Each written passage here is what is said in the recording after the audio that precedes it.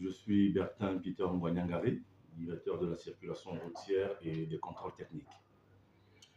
Comme vous l'avez dit, après le lancement officiel fait par le directeur général des transports terrestres sur le certificat de cession, nous avons reçu beaucoup d'engouement au niveau de la direction générale, ce qui fait qu'aujourd'hui, tous les usagers qui viennent pour ce certificat de cession, on les reçoit normalement afin de pouvoir valider leur transfert de propriété.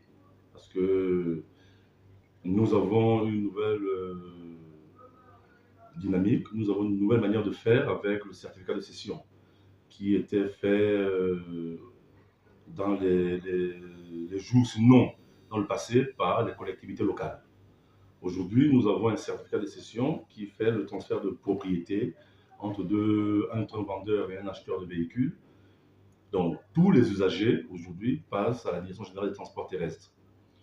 Nous remarquons beaucoup d'engouement et je pense que ce n'est que le début.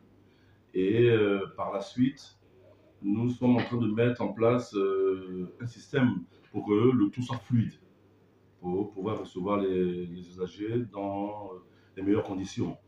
C'est vrai qu'aujourd'hui, certains se plaignent du fait d'aller au trésor à 2 reprises, mais il est quand même à souligner que nous, au niveau de la Direction générale des transports terrestres, nous ne manipulons pas de l'argent.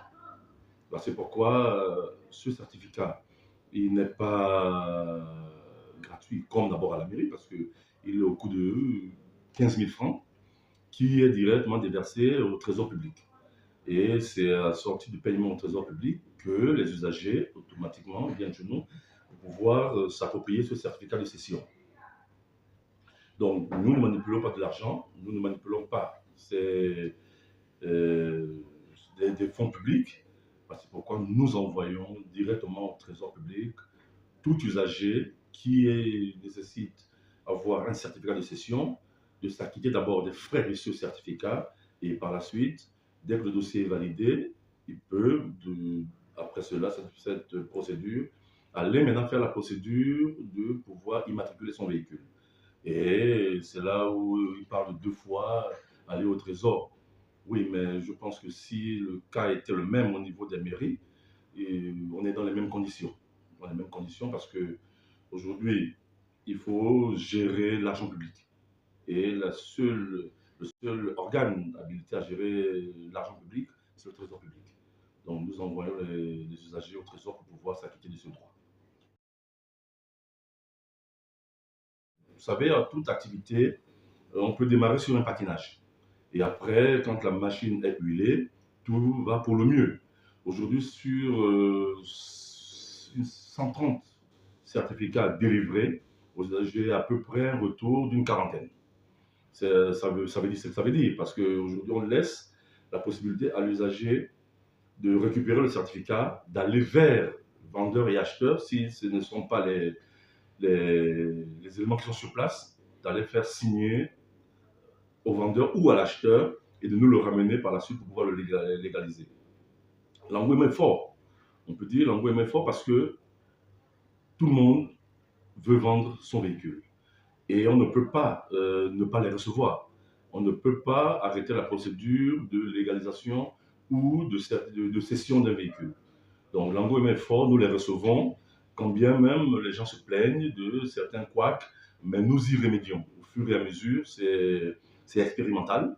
Nous avons commencé, vous avez donné la date, il y a à peu près une semaine, mais au bout d'une semaine, les usagers sont satisfaits.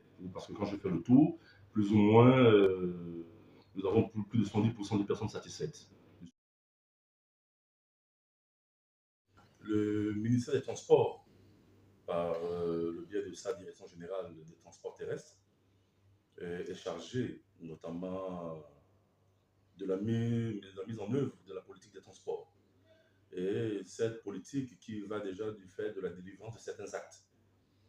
Nous avons eu la chance encore dernièrement d'avoir plusieurs textes signés des ministres qui font en sorte que aujourd'hui nous mettons en œuvre, en pratique, cette politique sur certains éléments comme le certificat de cession.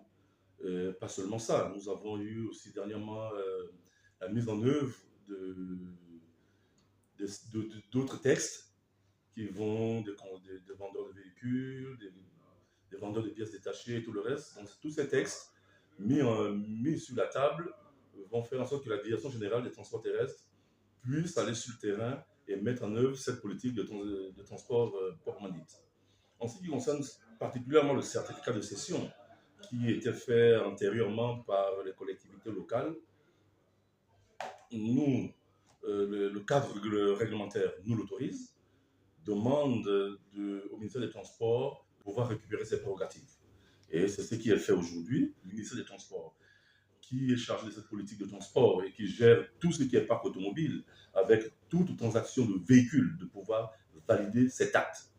Parce qu'un acte, je me vois mal comment un acte de cession de véhicule est validé par une entité comme la mairie, parce que ne pouvant avoir aucune information sur les véhicules et sur les transferts de propriété. Vous voyez? Donc, l'acte de cession, le certificat de cession aujourd'hui tel qu'il est présenté, a toutes les informations concernant les vendeurs, acheteurs et surtout les caractéristiques des véhicules. C'est surtout ça, à la différence de ce qui était présenté comme ancien certificat de cession. Vous voyez, nous avons plus ou moins un spécimen qui est différent de celui qui a été fait antérieurement.